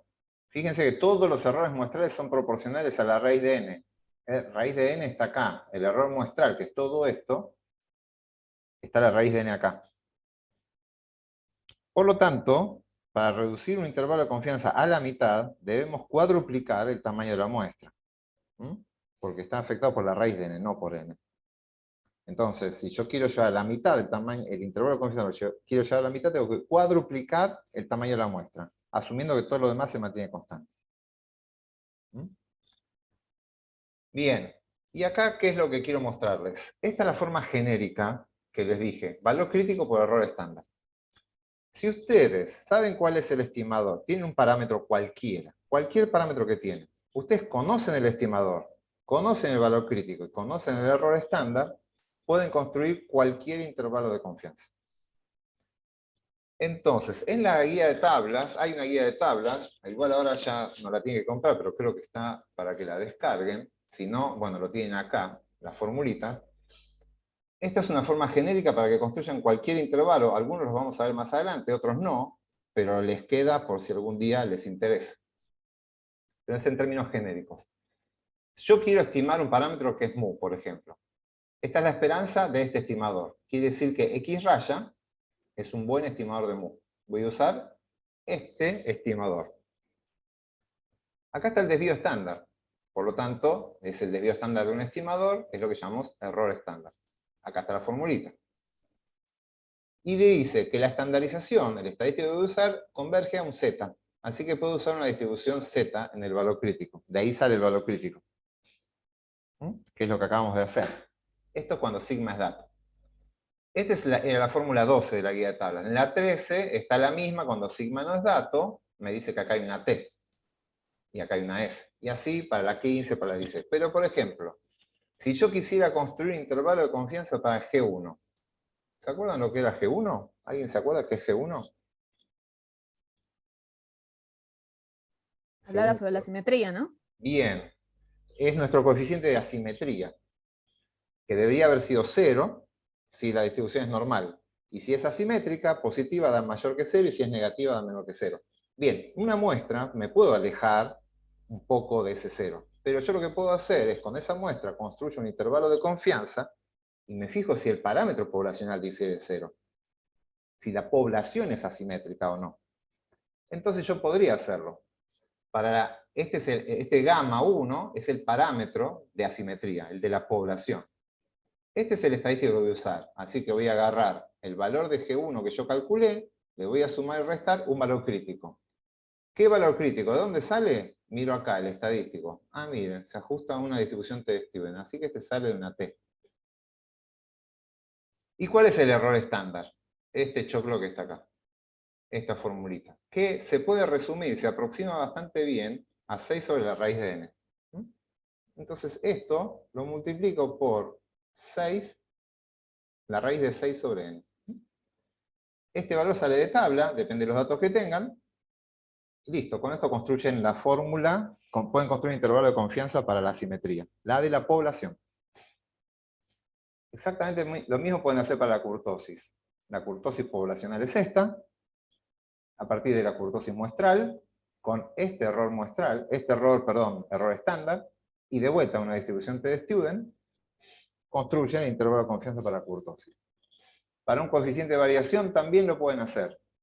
El coeficiente de variación poblacional, usan el muestral, Acá está el error estándar. Bastante simple. Es una simplificación, pero funciona bien. Y de vuelta sigue una distribución T-Stewart. Entonces, cualquier parámetro puede ser estimado si conocen la distribución de la estandarización y el error estándar. Dudas, consultas. Ahora vamos a ver, eso no, vamos a ver una simulación. Hacemos 5 minutitos y les muestro unas simulaciones para que vean esto que hablaba del tamaño de la muestra, la confianza y todo lo demás. Pero dudas de esto, de lo que es un intervalo de confianza, tienen que aplicarlo, tienen que hacer los ejercicios, pero esta es la idea. Un rango de valores que contiene el parámetro con una determinada confianza. ¿Nadie tiene dudas? Bien, entonces voy a hacer una pausa acá, preparo lo de la simulación y nos juntamos en un ratito.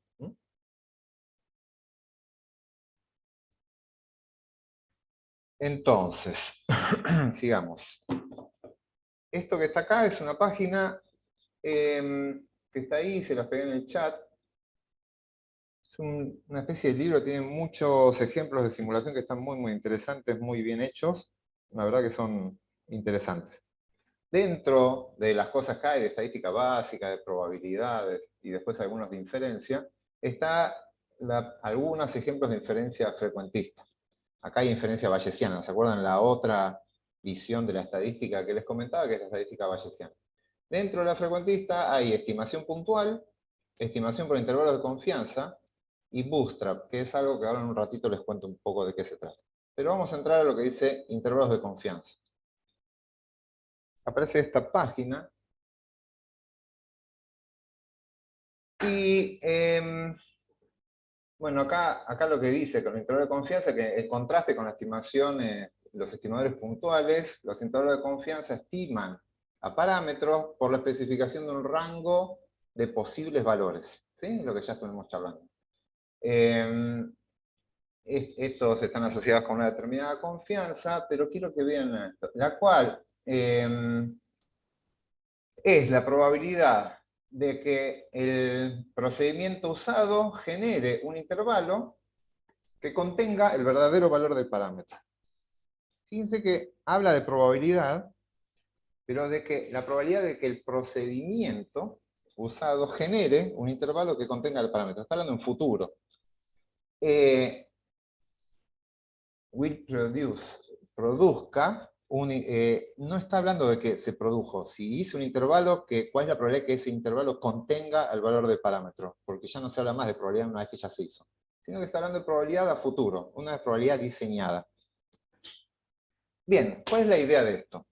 Vamos a generar una distribución de probabilidades de una población. Acá hay distintas distribuciones, pero vamos a arrancar con el clásico. Esta que está acá es una población. Tengo mi población, esa población tiene una variable que estamos registrando y esa variable sigue una distribución normal. Y tiene un parámetro, mu. La idea es, yo de esa población voy a empezar a sacar muestras. Muestras de un determinado tamaño. Acá está seteado muestra de tamaño 15.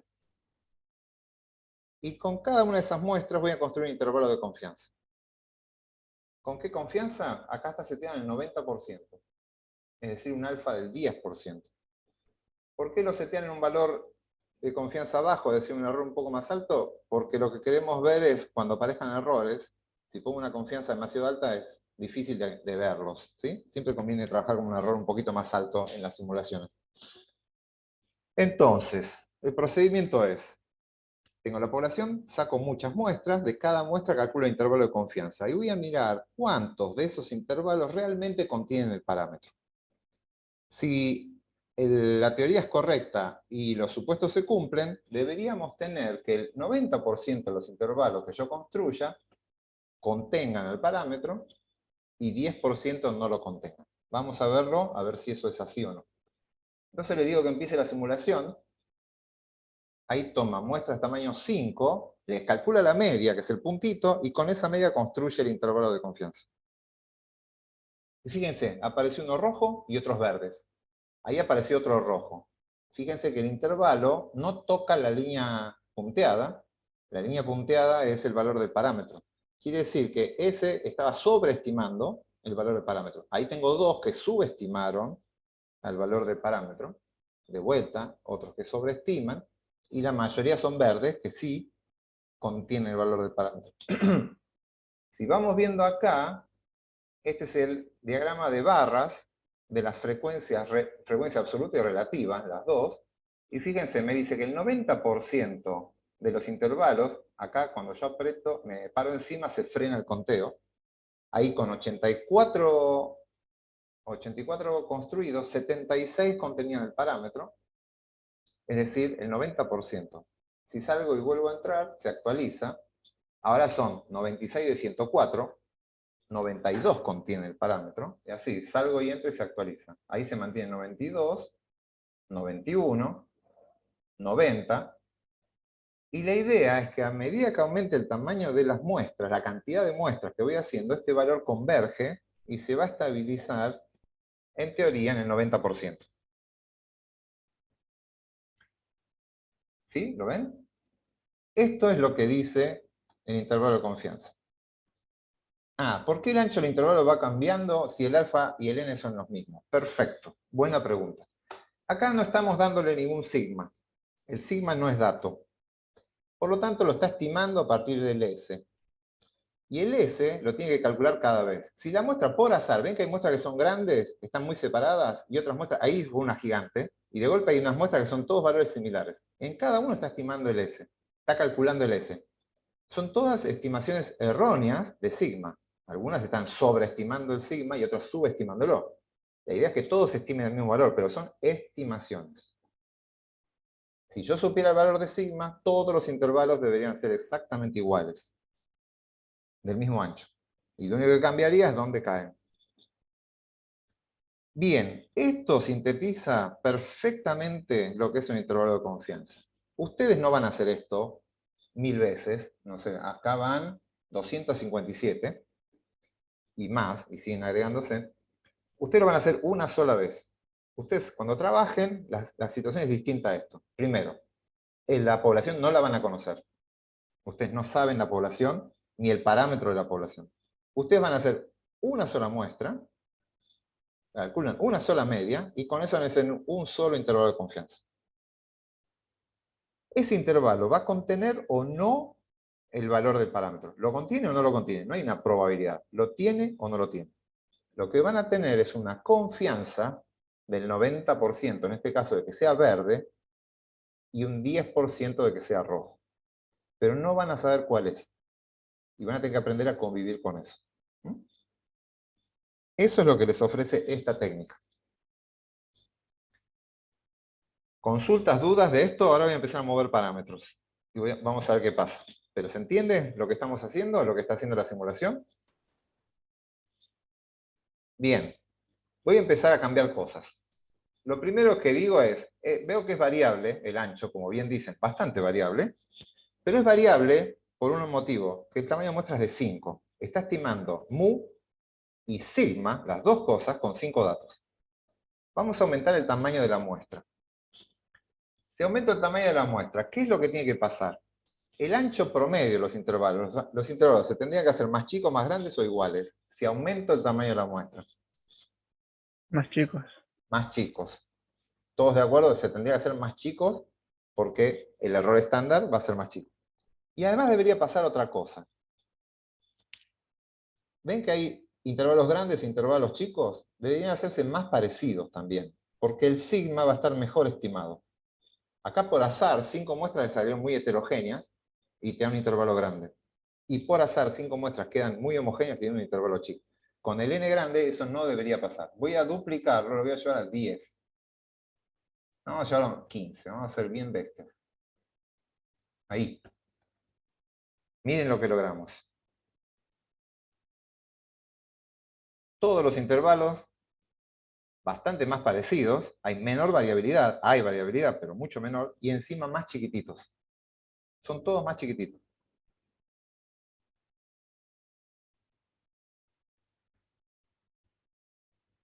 Voy a frenar esto, quiero que se vayan. Ahora, consulta, lo voy a borrar esto. Debería haber preguntado antes de mostrar los resultados. Voy a poner en 20 esto. A ver, lo más grande que me da, ¿cuál es? Vamos a poner en 25. Ahí. Los intervalos tendrían que hacerse más chiquititos todavía. ¿Qué va a pasar con la confianza? Es decir, ¿con qué porcentaje de los intervalos van a ser verdes y qué porcentaje van a ser rojos? ¿El porcentaje de rojos va a aumentar, va a reducirse o va a mantenerse igual? Si subo a 25 el tamaño de la muestra. ¿Qué le pasa? ¿La cantidad de rojos aumenta, se reduce o se mantiene igual? Se reduce, ¿no? ¿Se reduce? ¿Alguien tiene otra opinión? ¿No se Yo creo mantiene que igual? sigue igual. Y Sí, Claro, igual porque porque el alfa el es igual o alfa, no. bien. el alfa lo fijas vos. Exactamente. El alfa lo define el investigador y la cantidad de aciertos y errores depende del alfa. Entonces, es algo antiintuitivo. La intuición es, tengo más datos, me equivoco menos. Pero no. Nosotros toda la información que recibimos con la mayor cantidad de datos la transformamos en intervalos más chicos. Tengo más información, hago intervalos más chicos, pero mantengo constante la probabilidad de que me equivoque. ¿Se entiende?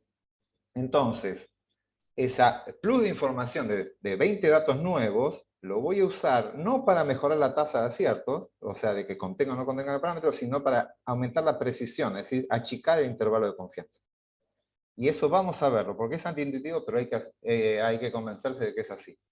Generamos, ahora son de tamaño 25, miren, aparece una confianza en 8 de 8, estamos 100% de aciertos, pero si lo dejo suficiente tiempo, ahí empiezan a aparecer errores, y ahí hay otro, y ahí hay otro, y esto converge, arrancamos en el 100% de acierto, pero tiene que llevarnos al cerca del 90%. Hay rachas, pero fíjense que ya estamos con 44 datos en el 92, 90 y pico por ciento. Se va a ir achicando y ya cuando aparece uno salta, cambia el valor. De golpe aparece una racha de 2, ahora hay una linda racha de lindos intervalos. Pero entonces, la idea es que voy a generar intervalos tan chiquititos como pueda, pero manteniendo constante nivel de error. ¿Mm? Ahora se nos fue, una racha muy de verdes, se subió al 96%, ya va a aparecer uno, ya apareció, bajó al 95%, y de golpe va a venir una racha de varios rojos y se va a compensar. ¿Mm? Si esto lo dejan bastante tiempo, esto converge. Acá le está costando converger, pero bueno, hay que tener paciencia. Ya estamos de vuelta en el 96. Bien. Lo que voy a hacer, si quieren, voy a subir el error para que esto no sean eventos tan raros, los que salen mal. Vamos a hacer lo siguiente. Voy a bajar el nivel de error al 75%. Es decir, ahí. ¿Qué quiere decir? 3/4 deberían acertar y 1/4 no. Fíjense que se achicaron los intervalos de confianza. Hice intervalos aún más chicos que antes. Porque bajé la confianza. El intervalo es mucho más chiquito, pero aumenta la tasa de rojos. Profe, una pregunta. Ahí cuando seteas el alfa, ¿estás restringiendo el área donde sacas los datos? O sea, No, el rango. no. Lo que no, eso no lo toco. Lo que toco es el valor crítico. El valor crítico lo hago más chiquitito. Lo de los datos de acá saco, de esa muestra saco la media y la raíz de n, y el desvío estándar. Y después lo multiplico por el error estándar. Perdón, por el valor crítico. En ese valor crítico es el que toco al tocar el alfa. En vez de multiplicarlo por 1,96, que era el clásico, lo multiplico por un valor más chiquitito. Pero no, las muestras siempre es aleatoria. Ah, ok, ok. ¿Ven? Acá apareció una racha de rojos. Y si miro acá, la cantidad de verdes es del 75%. Entonces, con esto, tienen ahí la página, pueden jugar y ir viendo qué pasa con el tamaño del intervalo y con la probabilidad de aciertos. El alfa regula la confianza, cuántos intervalos van a contener el parámetro, si esto lo repito infinitas veces. Y con el n no modifico la confianza. Eso es antiintuitivo, pero quiero que les quede claro. Modificando el n, modifican el tamaño del intervalo de confianza, pero no la probabilidad que lo contenga. un intervalo de confianza de 2 datos, una media hecha con 2 datos, tiene la misma confianza que uno hecho con 1000 datos. Simplemente que el de 2 va a decir de menos 100 a más 100, y el de 1000 datos va a decir de 1,99 a 2,05. Bien, esto es lo que dice la teoría. Pero estamos bajo un supuesto que la distribución es normal. ¿Qué pasa si la distribución es normal, pero tengo muchos datos? Dijimos que no había problema. Pero ¿qué pasa si tengo pocos datos? Vamos a trabajar con 5 datos, y trabajo una distribución no normal. Le voy a poner acá la distribución chi cuadrado. A ver, creo que la F está más exagerada. Sí, bien. Esperen que esto se vaya. Arranqué con una distribución asimétrica. Todavía no se las mostré, la vamos a ver más adelante. Es la distribución F de Fisher-Snedecor. Y es una distribución que tiene una cota en 0. Son todos valores positivos. Y es una distribución muy asimétrica. Es asintótica hacia el más infinito y acotada en 0. Entonces, esta distribución, tengo unos datos que tienen esa forma. No tiene una forma normal, la X. La X no es normal. Yo de acá voy a tomar muestras, pero muestras de tamaño chico, cosa que no voy a poder aplicar el teorema central del límite. No llego a 30 datos, sino que son 5 datos. Por lo tanto, acá estoy violando un supuesto. El supuesto de normalidad no se está cumpliendo. X raya, la X raya, no se va a distribuir en forma normal, porque la X de origen no es normal. Eso lo pueden ver con la F de Fisher o con la chi cuadrado. Con cualquiera, esas son dos distribuciones no normales. Arranco a muestrear, y yo supuestamente estoy trabajando, pero voy a subir al 90% del error, ahí. En la confianza del 90%. Yo debería tener 90% de los datos que contenga. Fíjense que está haciendo intervalos gigantescos, pero de golpe ahí tuvimos una racha medio fea. Y miren la cobertura. Estamos cerca del 70, 76, 75, 73. Estoy teniendo un nivel de error, que es el rojo, del 28%, 30%. Y yo le dije que quiero trabajar con un 10% de error. Entonces, ¿esto por qué da así? Esto, por más que converja, no va a llegar nunca al 10%. Esto se va a quedar cerca del 30%. Va a depender del nivel de asimetría. 36%, hubo una racha ahí. Pero va a quedarse por esos números. Entonces, ojo con esto. Ojo con los supuestos, que acá quedan como enunciados ahí, un supuesto. Pero si la distribución de origen no es normal y el n es chico, las probabilidades, la confianza con la que están trabajando no va a ser la que ustedes están fijando. Y en general es peor de lo que ustedes creen. Si ustedes están trabajando con una confianza del 90%, la verdadera confianza, fíjense, está en el menos del 70%. ¿Estamos? Con una distribución menos grave, que es la chi cuadrado, es un poquito más simétrica, pero no es normal. Arrancamos mal, pero ahora se va a estabilizar. Estamos en un 23, una confianza está en el 75, 77, ¿ven? 80%. Se va a estabilizar por ahí, 80 y pico por ciento. Bueno, ahora está creciendo. Ahí quedó en 84, 85. ¿Sí? En una distribución no tan asimétrica, se va a estabilizar, pero un poquito menos del 90%, pero menos. No va a ser del 90%. ¿Quedó claro entonces? Ojo con los supuestos. Esto funciona y la convergencia, la cobertura es similar a la confianza que estamos hablando si la distribución es normal. O, si no es normal, ¿qué alternativas tenemos? ¿Cómo podríamos mejorar esto? Tengo una variable que no es normal. Ya sé que es chi cuadrado, la forma es asimétrica. ¿Cómo puedo hacer yo para generar intervalos de confianza que sean creíbles? Aumentando el n. Aumentando el n. Si aumento el n y subo más de 30, no sé cuánto me deja esto, 30. Según el teorema central del límite, x raya va a ser normal, y esto debería en teoría, quizás 30 estamos medio en el borde, pero debería ser un valor, cuando esto se estabilice, debería llegar a un valor bastante más alto del que está llegando por ahora. Le está costando, pero debería acercarse al 10% de error. 16, 15, 14. Bien, y ahí va a ir bajando, ¿sí? Ahí está en 14%, 13%, va a ir subiendo y bajando, pero se va a ir estabilizando. Y a medida que suba el n, el porcentaje que observamos en las simulaciones se parece mucho a la confianza que estamos fijando. No necesariamente vamos a llegar, porque si estamos muy asimétricos, si estamos en una variable muy fea, va a costar llegar. Y eso nos pasa con cualquier distribución. Con un uniforme, fíjense la uniforme que es cuadrada, con n grandes de 30, deberíamos siempre estar rápidamente en la convergencia del 90% de la cobertura del 90%. Es decir, el 90% de los intervalos contienen el valor del parámetro.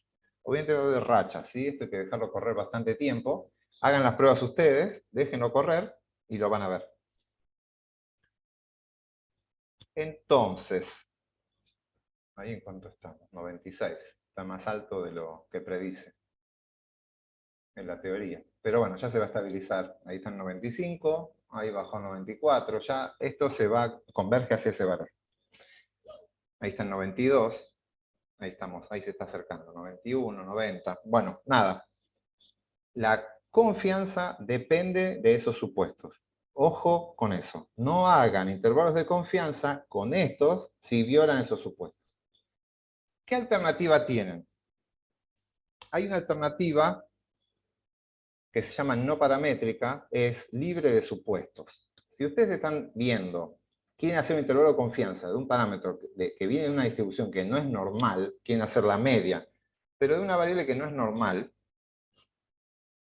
y tienen pocos datos, no tienen más de 30, tienen 10 datos, esto no les sirve. Y lo que van a tener que hacer es otra estimación, que se las voy a compartir, vuelvo a la diapo. Esperen que no lo puse en modo presentación. Sí, acá.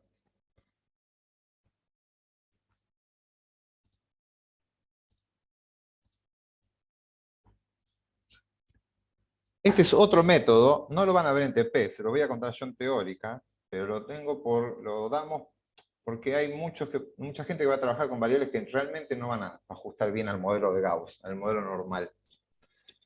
Hay algunas variables como, no sé, los índices de diversidad, ustedes todavía no están trabajando, pero vieron hay índices que hablan de diversidad. Una comunidad es un ensamble de muchas variables, de muchas especies, que conforman una comunidad.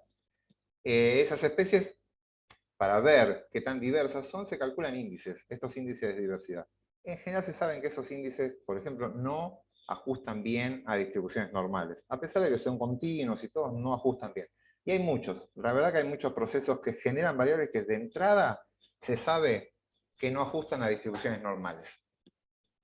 Entonces, si estamos en esa situación, y no tengo idea de la distribución real de la población de donde estoy sacando esos datos, y no tengo suficientes datos como para invocar el teorema central del límite, tenemos una forma de estimar los parámetros, tanto estimar la media como sus errores estándar, y con eso construir intervalos de confianza, y una muy utilizada es la estimación por bootstrap. Esto se hace mediante una simulación, son técnicas que se llaman de remuestreo. Vienen con hay que romper un poco lo que conocemos y entender esto. A ver, les voy a mostrar cómo se hace. Lo único que necesitan, el único requisito que tienen es tener datos independientes. Tienen una muestra representativa de la población. Con una muestra representativa de la población, sin ningún supuesto, ustedes pueden construir un intervalo de confianza para cualquier parámetro. Esto tiene la siguiente estructura. Ahora hay una simulación para ver esto. Pero, a ver, tengo una población. Esta es toda la población. De esta población, por azar, ven que tiene cualquier forma esto, ¿sí? Ni siquiera es muy continua, tiene valores que se repiten mucho, otros que no. Esta es la población. con una distribución no normal. De acá saco una única muestra, una sola muestra, que son estos que están acá. Bien, vean la idea de esto. De esta calculo el estimador que quiero estimar. Por ejemplo, la media. La media de esto me dio 153.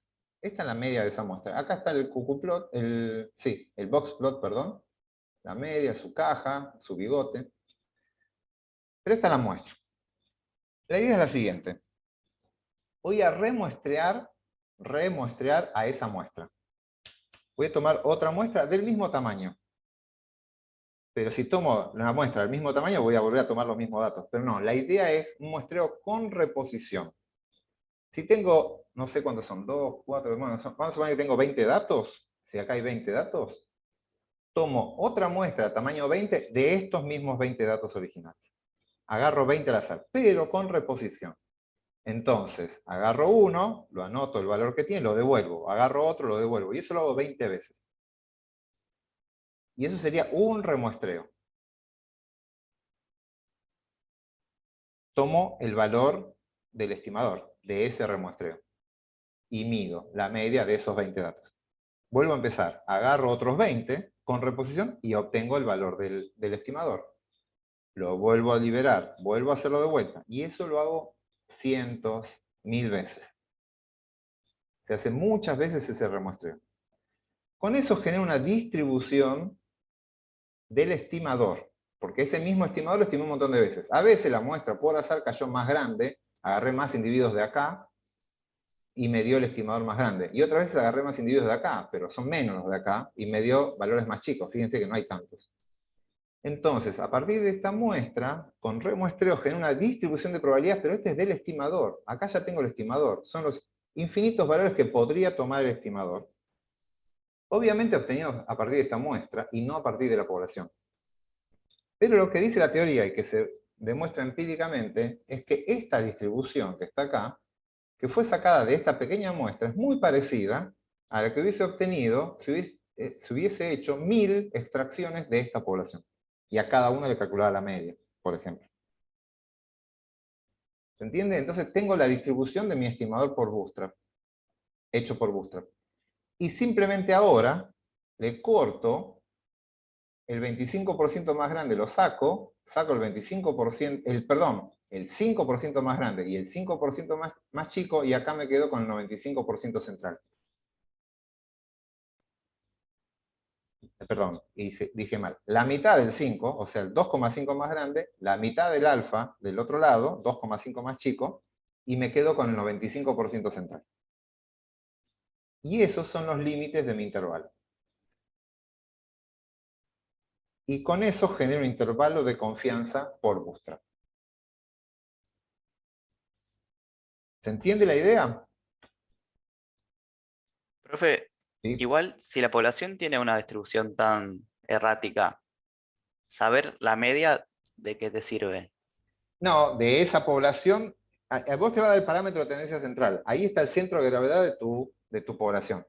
Es eso. Ah, está Esa es la bien. idea que estás dando. Después tenés que ver qué haces con eso, ¿no? Pero sí, ahí te da el centro de gravedad de tus datos. Eso es lo que te está diciendo. El centro de gravedad de la población está dentro de este rango de valores. Claro. Ujú. Bien, les voy a mostrar esto. Hay una simulación dentro de ese mismo de esa misma página que les mostré. Y vemos rápido la de Bootstrap. Acá está Bootstrap. ¿Cómo borro esto? Vamos a arrancar con una población normal. Esa es mi población. Era normal, podía haber usado la técnica paramétrica que usamos antes. Pero voy a tomar una muestra de tamaño 10 de esa población. Esta es la única muestra que tengo. Y ahora me olvido de esto. Es como que si no lo supiera.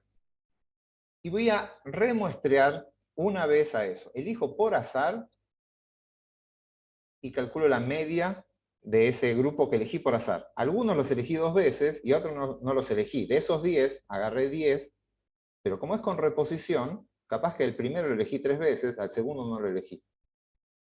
Vuelvo a hacer eso, pero me tocan otros 10. Bueno, cayeron muy parecidos. Ahora por azar cayeron más grandes. Y esto lo hago muchas veces. Si esto lo hago 100 veces, y esto lo hago otras 100, y esto lo llevo a 1000, esta forma que ustedes están viendo acá está un poquito sesgada. Se ven que estos cayeron más de este lado que este, pero está un poquito corrida, pero tiene una forma muy parecida a la que tendríamos si hubiese sacado las estimaciones de este set de datos. ¿Sí? Esa es la idea. Ven que al final, después de haber hecho miles de veces estimaciones, a partir de esto tengo una forma unimodal y simétrica, y si a esto le saco los límites del 5%, el 2,5% más chico y el 2,5% más grande, contiene el valor del parámetro. Y eso lo puedo hacer para una variable con distribución normal, como para una variable con distribución cualquiera, chi cuadrado o Fisher. Esta es la Fisher, esta es la media de esta distribución. Yo tomo una muestra, una única muestra, por azar me tomo esta muestra y empiezo a remuestrear esa muestra. Hago una muestra, saco la media. Le hago otra muestra, saco otra media, y así lo hago 100 veces, 200 veces, y así lo hago, en teoría, 1000 veces, más o menos por ahí. Esta que está acá, esta distribución que se está formando, es la distribución de la media de muestras, de las infinitas medias de tamaño 10 que podría sacar de esta distribución. Pero la estoy estimando a partir de una pequeña muestra. Y créanme que funciona. Si yo hubiese sacado directamente 1000 muestras de acá, me hubiese quedado un dibujo muy parecido a este. Elimino el 2,5% más chico, el 2,5% más grande, y tengo un intervalo de confianza para el parámetro. Y fíjense que le acertamos. El parámetro está acá, y esta distribución contiene el parámetro. El intervalo que voy a generar lo contiene. Y eso funciona con cualquier distribución. Y solo lo único que necesité son mis 10 datos.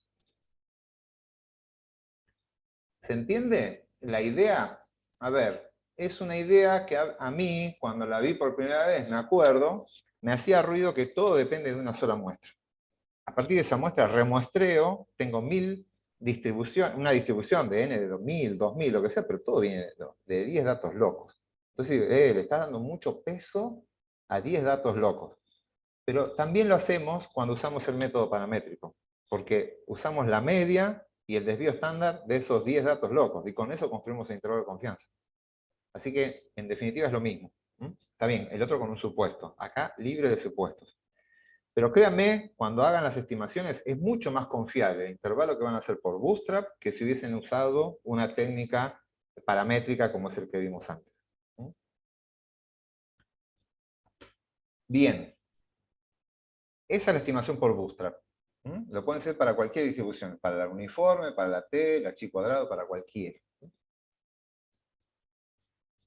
Ok, bien. Hasta acá lo que vemos con el tema de estimación de parámetros. Aprendimos a estimar parámetros, la primera herramienta de inferencia estadística. Con esto ya están en condición de estimar parámetros. Por ahora de dos formas, para la media, cuando el sigma es dato y cuando el sigma no es dato. Pero con Bootstrap lo pueden hacer para cualquier estimador, para cualquier distribución. La clase que viene ya vamos a empezar con un tema nuevo. Así que voy a cortar acá y les cuento un poco más cómo vamos a seguir.